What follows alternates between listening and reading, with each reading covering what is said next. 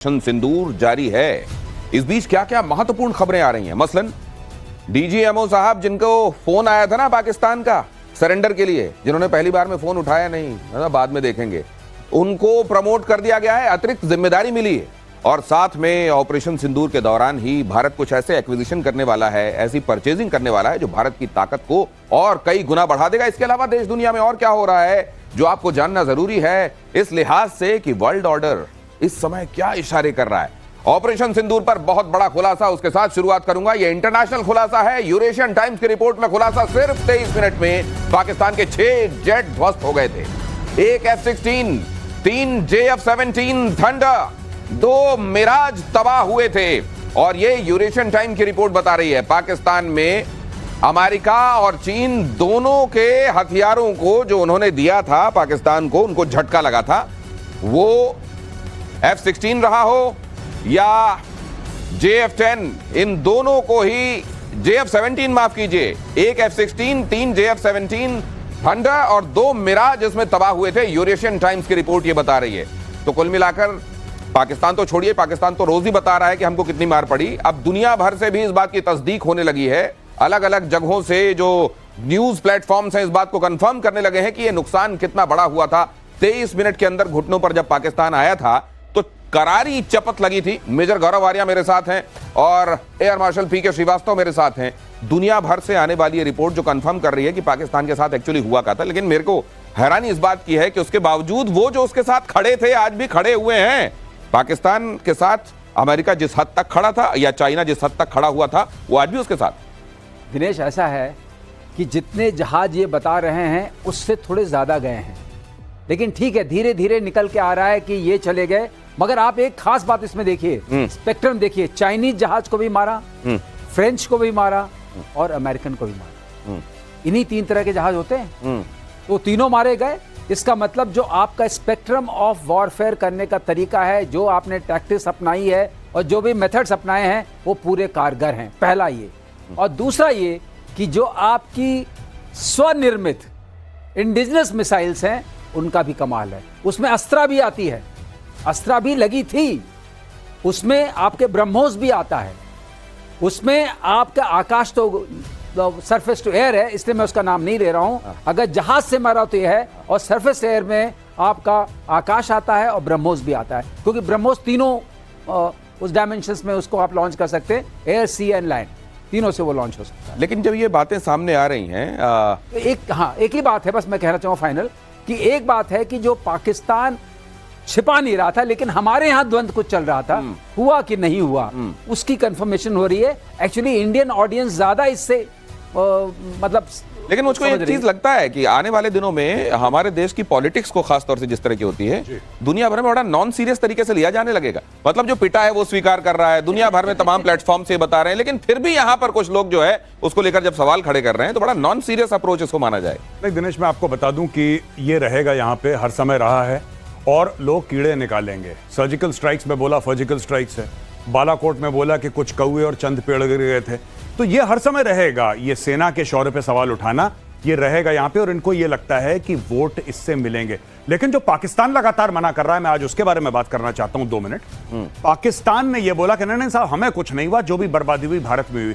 This is out of the Chinese playbook. आपने देखा गलवान में, पहले गलवान में चाइनीज ने बोला हमारा तो नुकसान ही नहीं हुआ, भारत ने सब बता दिया था कि इतने वीरगति को प्राप्त हुए हमारे सैनिक, डे 1 पे क्लियर था। लेकिन चीन ने बोला कुछ नहीं। 1 साल के बाद चीन ने बोला हाँ 4 तो गए थे शायद। वहां से रशियन रिपोर्ट आई कि 4 नहीं गए, 45 के ऊपर गए हैं, सच तो बोलो। फिर उन्होंने बोला हाँ हाँ कुछ और ग्रेव्स मिली हैं, कुछ तो हुआ है। तो ये वहीं से सीखते हैं, सब बाप से सीखते हैं अपने। लेकिन ये बाप से चीनी है, ये आधा आधा कैसे सीख रहे हैं? क्योंकि उनके बहुत सारे ऑफिशियल्स ये भी कह रहे हैं कि नहीं बहुत मार पड़ी। शहबाज शरीफ कह रहे हैं कि जब तक हम फजर की नमाज की तैयारी करते वो आर हम रीच करते, हमको बहुत मार पड़ी। भाई साहब, सबसे बड़ी बात, पाकिस्तान का मंत्री अमेरिका से गुहार लगा रहा है कि साहब भारत के 80 जहाज आए थे, वो ये वाला मिसाइल थी, वो तो हमारा थोड़ा बहुत टेक्नोलॉजी काम कर गई। गुणा करके भी बता रहे हैं कि एक में कितनी मिसाइलें फिट थी। अच्छा, सबसे बड़ी बात ये है कि ये क्यों कह रहा है अमेरिका से, आपको पता है बात? इसके पीछे कारण ये है कि चाइनीज माल फेल हो गया। वरना ये अमेरिका से क्यों बोलता, ये चाइना से बोलता। ये चाइना से नहीं बोल रहा, ये कह रहा है कि हमें टेक्नोलॉजी दो। इसका मतलब पाकिस्तान दुनिया के सामने कबूल कर रहा है कि चाइनीज माल फुस हो गया। गौरव, लेकिन वो उसके टेक्नोलॉजी बावजूद इनको देने वाले नहीं है दिनेश। लेकिन नहीं बिल्कुल देने वाला देंगे। देने वाला इनको देंगे तो पकड़ा देंगे चाइना को। हाँ, ये बात सही है। गधे के साथ दिवालिया होने के कगार पर पहुंचा पाकिस्तान। जरा ये खबर भी देख लीजिए, ये नई नहीं है, लेकिन हर दिन एक इजाफा हो रहा है। कहते हैं ना कि आप एक सीढ़ी और नीचे उतरो और नीचे उतर जाओ। दिवालिया होने के कगार पर पहुंचा पाकिस्तान। पाकिस्तान के आर्थिक सर्वेक्षण में खुलासा हुआ है, अब तक के सबसे ऊंचे कर्ज के स्तर पर पहुंच गया है पाकिस्तान। 76 ट्रिलियन रुपए हो चुके हैं पाकिस्तान के कर्ज के। पाकिस्तान के वित्त मंत्री ने पेश किया आर्थिक सर्वेक्षण। ये इसके लिए भी ये जज्बा चाहिए। सर मैं कह रहा हूं पाकिस्तानियों के मजे हो गए। इनके माथे पे शिकन क्यों नहीं है? पूरी दुनिया घबरा रही है, कर्ज वापस कैसे करोगे, वापस इनको वापस करना ही नहीं है। इनके माथे पे शिकन नहीं है। अच्छा, ये लोग खाएंगे, कर्ज लेंगे, कुछ मुनीर को खिलाएंगे, आसिम मुनीर को, कुछ खुद खाएंगे। लंदन में एक कहावत है, मैं कई बार आपकी शो में, 2 बार तो आपकी रिपीट कर चुका हूं शो में भाई, आज फिर बताता हूं। जब भी पाकिस्तान को कर्ज मिलता है, लंदन और दुबई में जो रियल एस्टेट के रेट्स हैं, प्रॉपर्टी के रेट बढ़ जाते हैं, क्योंकि कहते हैं कि वहीं पे सारा पैसा जाता है। तो अब देखिए पूरी दुनिया चिंतित है कि भाई इतना पैसा वापस, क्योंकि कोई भी इज्जतदार आदमी होगा, कर्ज लेगा, उसका पहला टेंशन ये होता है कि मैं वापस कैसे करूंगा। इन भाइयों को कोई टेंशन नहीं है, क्योंकि वापस करने की नियत ही नहीं है। जब वापस ही नहीं करना तो आन दो। इनको कोई फर्क नहीं पड़ता। कर्ज जितना -10 में आप जाओ, उतना ही -20 में चले जाओ, या -30 में और आगे चले जाओ। उसके बाद कोई आर्थिक सर्वेक्षण पेश कर देगा और कहेगा कि आज तक के सर से ऊंचे कर्ज में है, तो पहले वाला कौन सा लौटा दिया जो अब लौटा दोगे? लौटाना नहीं है। लेकिन यह भी एक बड़ी बात है कि ये बता रहे हैं कि हम कर्ज में, शुक्र है ये नहीं कह देते कि हमारे यहां इतनी खुशहाली है कि हमको कभी किसी के सामने हाथ फैलाने की जरूरत नहीं पड़ी। जरा देखिए पाकिस्तान के भीतर गदर की आहट। अगली खबर, 11 जून को रिहा हो सकते हैं इमरान खान। मुनीर और इमरान के बीच जंग और तेज होने के आसार। 2 साल से जेल में बंद हैं इमरान खान। इमरान खान आप कह रहे थे कि बाहर निकलेंगे तो बड़े सारे डायनेमिक्स बदलेंगे जी। अब अगर 11 को ये हो जाता है तो क्या क्या होने वाला है पाकिस्तान में? अगर इमरान खान, मैं आज एक प्रेडिक्शन कर दूं आपकी शो में, अगर इमरान खान जेल से निकल जाता है और ये वापस इमरान खान को कुछ महीने जेल में नहीं डालते और इमरान खान आजाद इंसान की तरह घूम सकता है, अगर पाकिस्तान में, पाकिस्तान की पॉलिटिक्स बदल देगा वो आदमी, कुछ चंद महीनों में बदल देगा। और ये भी मैं बता रहा हूं अमेरिका की तरफ से प्रेशर आया है। ये प्रेशर आया है कि तुमने एक बेगुनाह आदमी को जेल के अंदर डाल रखा है, इसको निकालो। कोई ये गलती ना करे समझने की कि आसिम मुनीर का दिल बदल गया और आसिम मुनीर अच्छा बेहतर इंसान बन गया। वो चोर था, चोर है, चोर रहेगा। Same for the Shahbaz Sharif and Nawaz Sharif, both of them. चोर थे, चोर हैं, चोर रहेंगे। 40 बिलियन दिया है 10 साल में, वो 4 बिलियन लेने के लिए कुछ तो करना पड़ेगा गौरव। बिल्कुल सर, बिल्कुल आप ठीक है। बिल्कुल ये इमरान खान निकल गया तो मैं बता रहा हूं तबाही कर देगा इमरान खान पाकिस्तान के अंदर। लोग सड़कों पे आएंगे और लोग कहेंगे फॉर्म 47 की जितनी भी पैदावार है सबको ऊपर से नीचे, सबको उतारो, कुर्सियों पे जो बैठे हैं सबको निकालो। ये क्या है फॉर्म 47? साहब ये फॉर्म 47 ऐसा दिल का दर्द है, मैं आपको बता रहा हूं। बेसिकली क्या है, they have manipulated elections using so called constitutional means. They have manipulated elections. इन्होंने पूरा मैनिपुलेट करा है। पहले इन्होंने इमरान खान के ऊपर दे दनादन FIR, एक में जज ने बोला कि नहीं नॉट गिल्टी, तो दूसरा FIR, दूसरे में नॉट गिल्टी तो 25 और FIR, 200 से ऊपर FIR फाइल कर दी उस आदमी के ऊपर और उसको जेल के अंदर डाल दिया। तो form 47 is a legal means of holding on to power unethically in Pakistan. और इसका बहुत लंबी चीज है, मैं समझाऊंगा, बहुत समय चला जाएगा फॉर्म 47 के चक्कर में। लेकिन Shahbaz Sharif is a form 47 prime minister. Shahbaz Sharif form 47 वाले प्राइम मिनिस्टर है, तो ये सरलीकरण में फिर ये फील्ड मार्शल को क्या कहा जाएगा? 47 वाला field marshal lieutenant general Rajiv Ghai. To the contrast, इधर देखिए क्या हो रहा है। लेफ्टिनेंट जनरल राजीव घई बने deputy chief of army staff strategy. DGMO के पद पर भी बने रहेंगे राजीव घई। सेना के खुफिया एजेंसी के और सेना के बीच में समन्वय के लिए यह नया पद बना है, नया वर्टिकल बना है। राजीव घई उत्तम युद्ध सेवा मेडल से भी सम्मानित हैं। सर इसके मायने क्या हैं?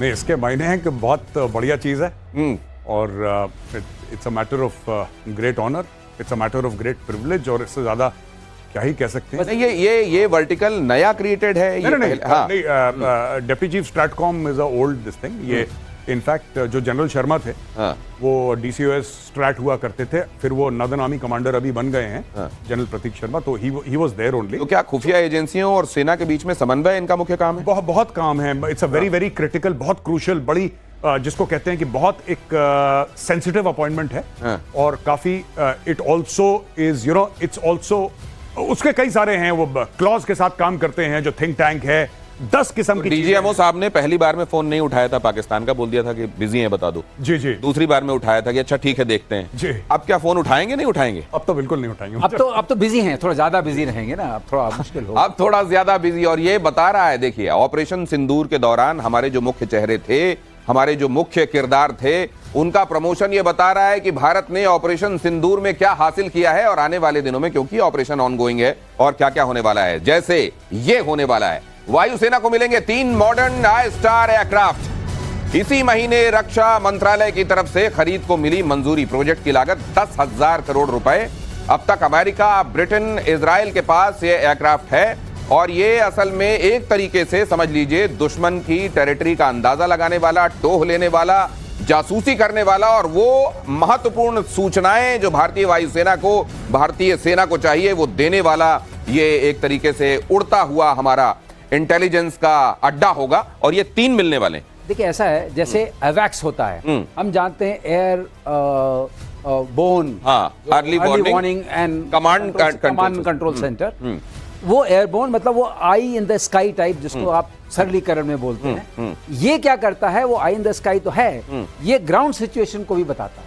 अच्छा। और इसमें यूएस में इसका है जे स्टार, अच्छा। आई स्टार कहते हैं, उनका भी आई जे स्टार है। हाँ। और ये आपको जितने ग्राउंड मूवमेंट्स की जो ग्राउंड मैपिंग होती है, आपको रियल टाइम इंफॉर्मेशन देगा, जिसकी मदद से आप जो करना चाहते हैं, जिसको हम ऑर्डर ऑफ बैटल बोलते हैं, जिस तरह से मासिंग होगी, चाहे टैंक्स की हो, चाहे इन्फेंट्री बटालियंस की हो, चाहे आर्मर्ड कोर की हो, चाहे एयरक्राफ्ट की हो, चाहे मिसाइल्स की हो, चाहे यूएवीज की हो, तब आप उस तरीके से घातक निशाना लगा सकेंगे, जैसा कि इस बार हम लोगों ने किया। उसमें ये बहुत मदद करेगा। मतलब ये समझा जाए कि वो जो होता है अवैक्स जो होता है, वो मुख्य तौर पर एयर टू एयर के लिए मोस्टली वो एयर फोर्स को ज्यादा जानकारियां उसके लिए मुफीद होता है, एयर सिचुएशन के लिए। और ये जमीन के बारे में भी। और इसको असल में आई स्टार जब आप पढ़ते हैं तो आई स्टैंड्स फॉर इंटेलिजेंस और हाँ, और इसमें intelligence, surveillance, target acquisition and reconnaissance. Target acquisition, इस बात को मत भूलिएगा। हाँ। टारगेट एक्विजिशन उसका मेन है लैंड के लिए, एयर टू एयर के लिए है।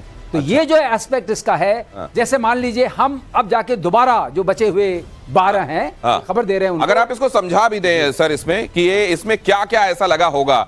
इनफैक्ट इसमें ये थोड़ा फेडेड है, अगर इसमें कुछ आपको समझ में आप देख रहे हैं कमेंट मींस कम्युनिकेशन इंटेलिजेंस, ये लाइन ऑफ साइट हो गया। अच्छा। ये इलेक्ट्रो ऑप्टिकल हो गया है, ये आईआर रेडार तो समझ में आ रहा है। एलओएस क्या है सर? ये एलओएस हो गया। दैट मींस ये सारी जो आपको लाइन ऑफ साइट के थ्रू मिलेगा, रेडार के थ्रू मिलेगा, कम्युनिकेशन के थ्रू मिलेगा, सैटकॉम के थ्रू मिलेगा, और सिगेंट भी होगा, इलेक्ट्रॉनिक इंटेलिजेंस भी मिलेगा। इस सबको मैप करके, जैसे मान लीजिए आपके नीचे रेडार्स हैं, रेडार्स रेडिएट कर रहे हैं, आपको इंफॉर्मेशन मिली। एयर डिफेंस बैटरीज हैं, रेडिएट कर रही है, इंफॉर्मेशन मिली। ये सैटकॉम मतलब सैटेलाइट कम्युनिकेशन। अच्छा। वो ऊपर से आ रहा है। आपने कमेंट, ये क्या है? Communication intelligence. एलओएस क्या हुआ sir? Line of site. Line of site, ये 2 दिखाई दे रहे हैं मेरे को, एक सामने की तरफ और यहाँ लाइन ऑफ साइट। ये लाइन ऑफ साइट है। अच्छा, ये लाइन ऑफ साइट का क्या मतलब होता है सर? लाइन ऑफ साइट को जो चीज आप सामने से देख सकते हैं। अच्छा, सामने की तरफ। ओके, विजुअल जो होता है। ओके। और ये क्या हो गया? ये इलेक्ट्रॉनिक इंटेलिजेंस। ओके। और ये हो गया electro optics and IR, infrared. Okay.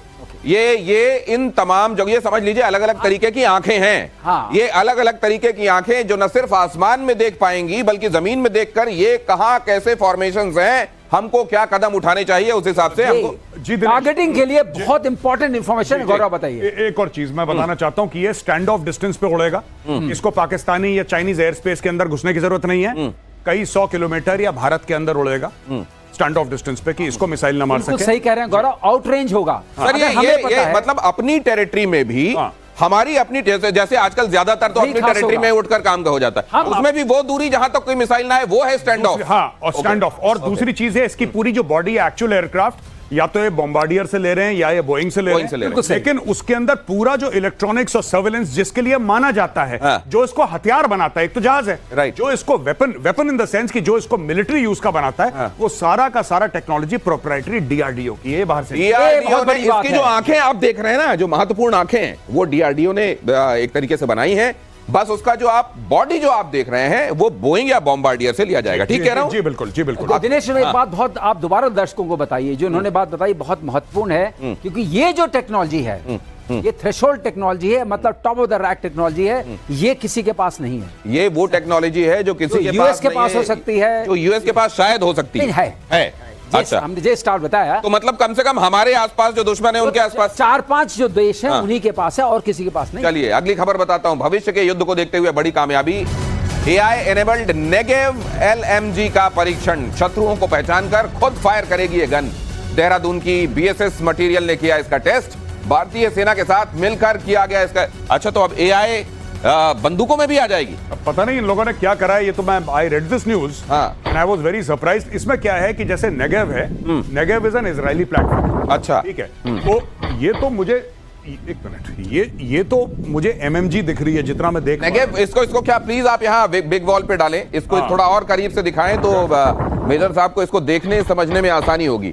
Negev, अच्छा, ये अलग है, this is not the MMG, ये अलग है। तो इसमें basically what they have done is, इसके अंदर एआई का इस्तेमाल करके किसी तरीके से टारगेट एक्विजिशन होगा जिसमें ये पहचानेगा। अच्छा, और रिमोटली आपको मैं आपको बता देता हूं, कुछ साल पहले इजराइल ने ऐसा ऑपरेशन ईरान में करा था जहां पे एक वेपन पड़ा हुआ था और उसके साथ सॉफ्टवेयर के साथ इंटीग्रेट करके एक ईरानियन न्यूक्लियर साइंटिस्ट को उड़ा दिया था। Oh my God. और उसको मारने वाला कोई था नहीं वहां पे, वो अपने आप उसने बटन दबाया, इजराइल में बैठे यहां पे ठाठा। अच्छा, तो ये तो जैसी दिखाई दे रही है, इसमें कोई चलाने वाला होगा नहीं मेरे ख्याल से, जो चला रहा होगा वो कहीं दूर बैठा हुआ होगा, ये लगी हुई होगी वहां। मुझे लगता है if they are saying AI, I think that is the idea. अभी जो मैं देख रहा हूं, देखिए इसमें ये कारतूस के खोखे नीचे गिरते हुए दिखाई दे रहे हैं और चलता हुआ दिखाई दे रहा है, कोई आदमी नहीं दिखाई दे रहा है। इसका मतलब ये ऐसे ही चलेगी। दिनेश एक बैकग्राउंड में दे सकता हूं, साउथ कोरियंस ने ऐसा ही लगाया है, उसको रोबो सेंट्री बोलते हैं। वो robo sentry, robo sentry, robot से रोबो सेंट्री 1 वो क्या करता है, उसके अंदर बहुत डिबेट भी उठी थी कि वो देखता है, समझता है, सोचता है, मारता है। आपका ऊडा लूप है और मार देता है अपने आप। अच्छा, ये वहां लगा हुआ है, उनके जो एरिया जिसको बोलते हैं buffer zone between north Korea and south Korea, वहां ऐसा लगा हुआ है। अगर हमने ये लगा दिया, वो बहुत सक्सेसफुल एक्सपेरिमेंट है। मार्शल श्रीवास्तव बार बार ये कहते हैं कि वो दिन जो पहले कॉन्टैक्ट वॉर होता था, जहां कुश्तियां लड़ी जाती थी, अब दूर दूर से क्या हो सकता है उसका वाला जमाना है। और यहीं पर इंटेलिजेंस का असल में एक तरीके से टेक्नोलॉजी का रोल है, और ये यहां पर रोल दिखाई दे रहा है। देखिए अपने आप चला करेगी शायद ये इस गन के बारे में और इंफॉर्मेशन आना बाकी है, लेकिन नेगेव का ये एआई वर्जन। अगली खबर, पुतिन का यूक्रेन पर अब तक का सबसे बड़ा हमला, रूस के 500 ड्रोन और मिसाइल हमलों से कई शहरों में तबाही। यूक्रेन ने दावा किया कि उसने रूस के 277 ड्रोन और 19 मिसाइलों को मार गिराया है। तो ये देखिए, अपनी कुर्सी बचाने के लिए ज़ेलेंस्की यहां पर क्या करके आए रूस में, और अब रूस की तबाही जो बर्पा हो रही है पूरे यूक्रेन में, उसके लिए ये तस्वीरें आपके सामने हैं, और जिम्मेदार कौन है वो आप अंदाजा लगा सकते हैं। पुतिन के हमले से नेटो देश पोलैंड में डर। अगली खबर फ्लैश कीजिए। पुतिन के हमले से नेटो देश पोलैंड में डर, पोलैंड ने बॉर्डर पर भेजे फाइटर जेट्स, पोलैंड के सहयोगी देशों ने भी उड़ान भरी। पोलैंड को भी धमकाता रहता है रूस, यूक्रेन का पड़ोसी और सहयोगी है पोलैंड। असल में सिर्फ इनको क्यों, पूरे यूरोप, बाल्टिक कंट्रीज, क्योंकि ये कहा है अमेरिका तो अपनी सुरक्षा कर लेगा, रूस ने कहा है, लेकिन यूरोप तेरा क्या होगा? कालिया।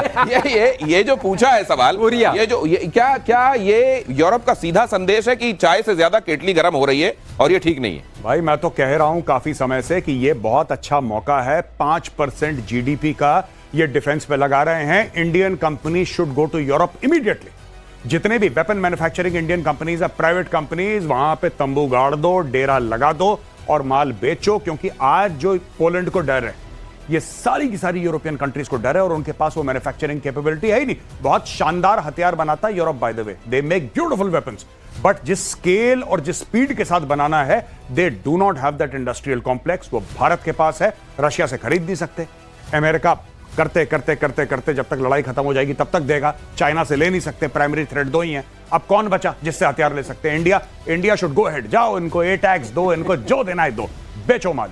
ये पुतिन करेगा इनके साथ, देख लेना। क्योंकि अब ये जो पोलैंड कह रहा है कि हमें डर है, पोलैंड क्यों, फिनलैंड को डर नहीं है, फिनलैंड तो बगल में है। लेकिन मुझे एक बात बताइए, रशिया जब आपका मित्र है, यूरोप में ठीक है अगर इस तरीके से 5% बढ़ गए आप वहां बेच सकते हैं, लेकिन आप ये भी तो ध्यान रखेंगे कि रशिया आपका मित्र है। नहीं, रशिया हमारा मित्र है तो चाइना को हथियार कौन सप्लाई कर रहा है? पाकिस्तान को दिया। देखिए, Pakistan also has got Russian weapons. ये काफी मुझसे भी सवाल पूछते हैं जब ये कहता हूं बेचो, लोग कहते हैं रूस आपका दोस्त है। बिल्कुल आपका दोस्त है और मैं बहुत इज्जत करता हूं, I have a lot of love for Russia. पर रशिया को भी हमें बोलना चाहिए कि आप अपने वेपन चाइना को बेचना बंद करें और आप अपने वेपन पाकिस्तान को बेचना बंद करें। सीधी सी बात है, हम उनको नहीं बेचेंगे जो आपके खिलाफ है, आप उनको मत बेचिए जो हमारे खिलाफ।